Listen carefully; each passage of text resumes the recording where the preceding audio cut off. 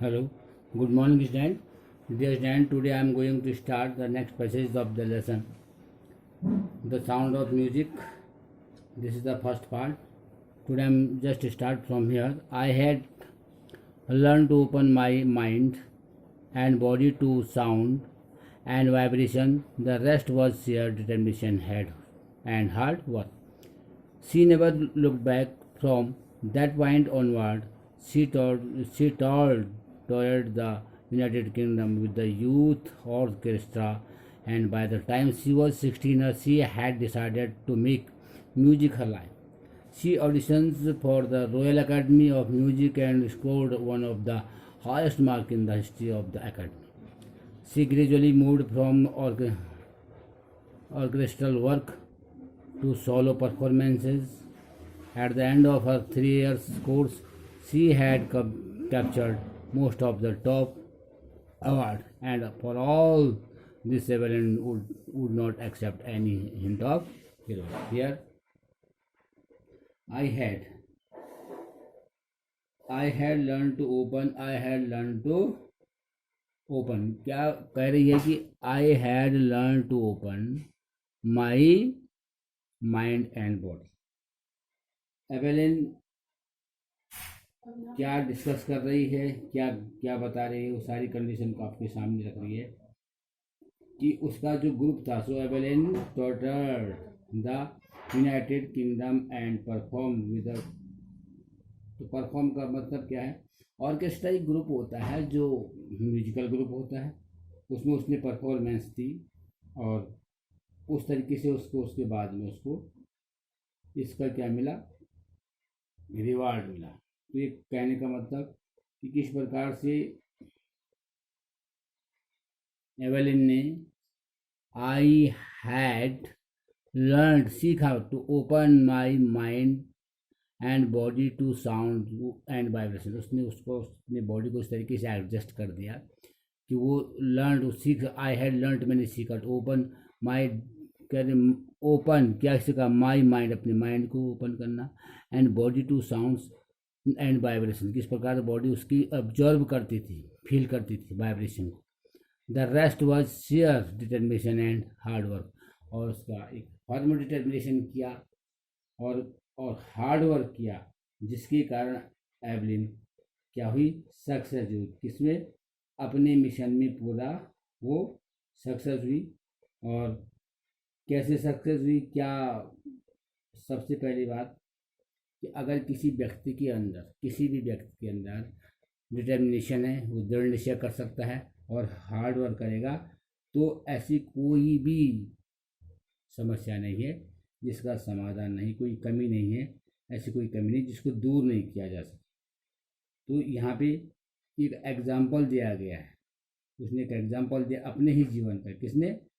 Evelyn greeny ने अपने जीवन का एक एग्जाम्पल दिया है कि किस प्रकार से उन्होंने एक डिटरमाइन किया और डिटर्मिनेशन करने के बाद ये कंफर्म किया कि अगर आपके अंदर कोई ऐसा डिटर्मिनेशन है जिसको आपको पूरा करना ही करना है, तो you can get success in your life. आप अपनी लाइफ में क्या हो सकते हो?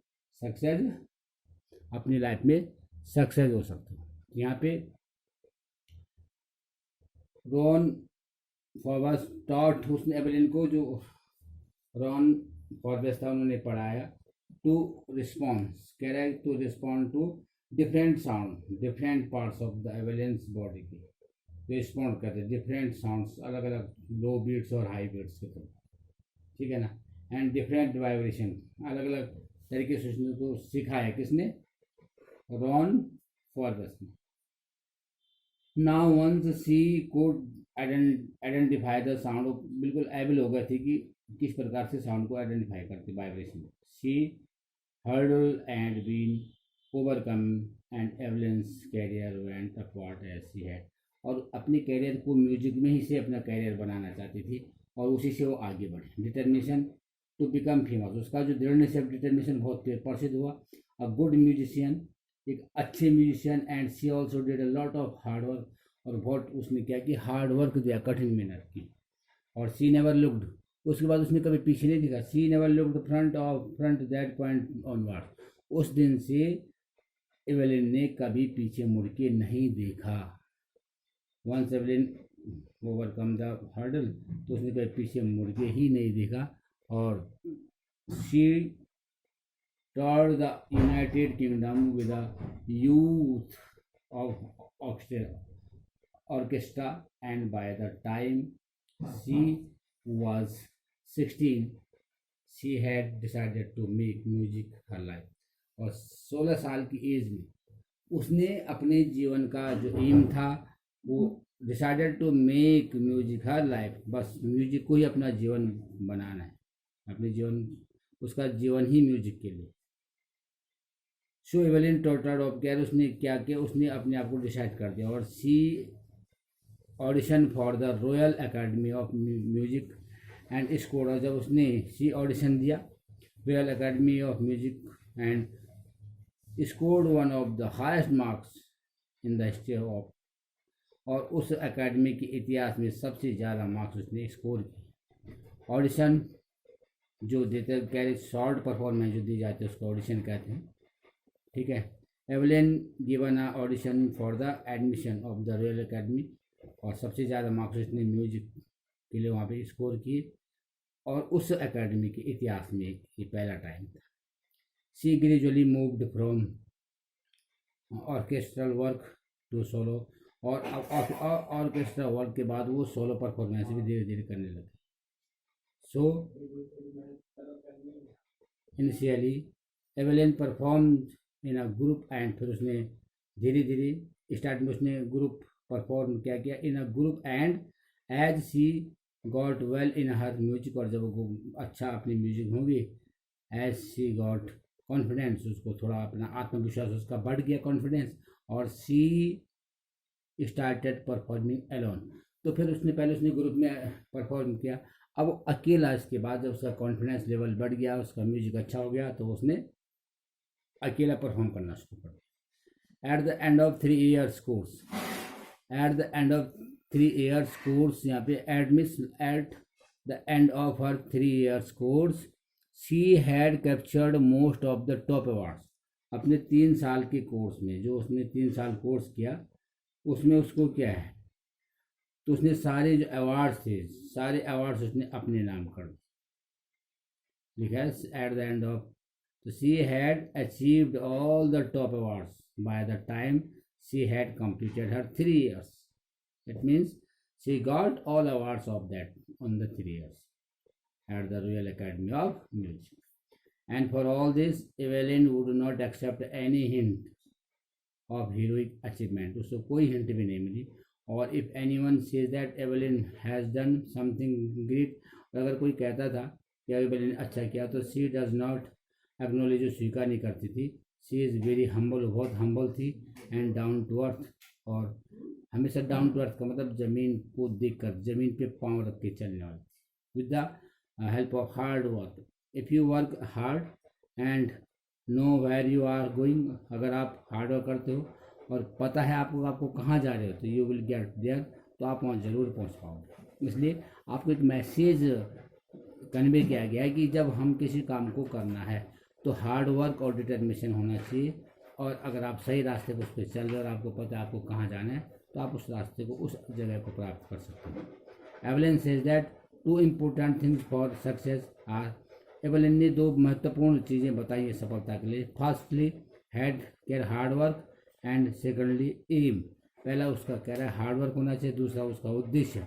She says that if you work hard, अगर आप हार्ड वर्क करते हैं, and you have an aim, तुम्हारा कोई उद्देश्य है, a target which you have to achieve, जो टारगेट आप प्राप्त करते हो, करना चाहते हो, then you will can definitely achieve it, तो आप उसको जरूर ही प्राप्त कर सकते हो।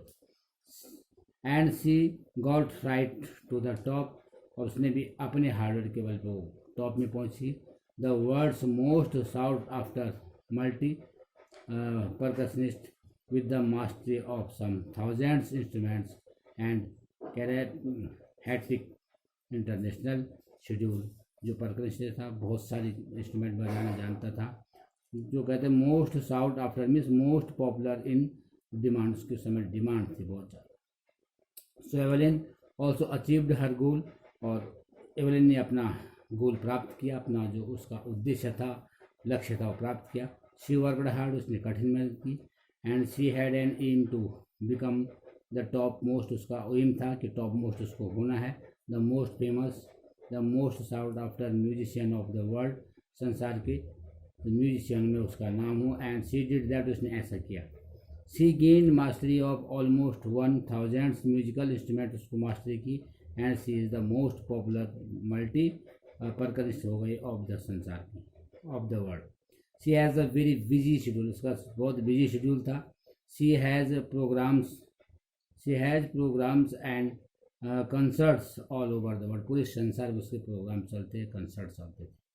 It is intriguing the watch Evelyn function so effortlessly without hearing, बिना सुने हुए भी वो सारे काम करती थी, जिसको हम क्या है फैसिनेटिंग, वो आकर्षित होती थी उसकी तरफ हर काम को करने के लिए। When you watch Evelyn work और परफॉर्म, जब आप देखते हो एवलिन का जो काम है, उसके जो परफॉर्म है, so effortlessly although she can not here, वो सुन नहीं सकती थी। You get very curious because Evelyn can identify the slightest, the minute sound made by the musical instrument के द्वारा जो साउंड था, वो उसने हर हालत में बहुत कठिन मेहनत करके उसको प्राप्त किया। इन आवर 2 hours डिस्कशन, कह रहे कि हमारे 2 घंटे के डिस्कशन बाद, she never miss the word, उसने एक भी वर्ड मिस नहीं किया जब हम डिस्कस कर रही थी। ऑन द, इट मीन्स वो कैसे फील करती थी, कुछ वर्ड ऐसे होते थे जो जब वो मूवमेंट ऑफ द लिप्स से प्राप्त करती थी, and vibration of the body. Now the writer डेवल्स कॉली टुक एवलिन्स इंटरव्यू लेता है यहाँ पे writer, which lasted for 2 hours, 2 घंटे तक। And Deborah says that Evelyn never missed a single word that she, जो उसने वो बोलती है, उसने उसका इंटरव्यू हुआ, उसने सिंगल वर्ड भी मिस नहीं किया।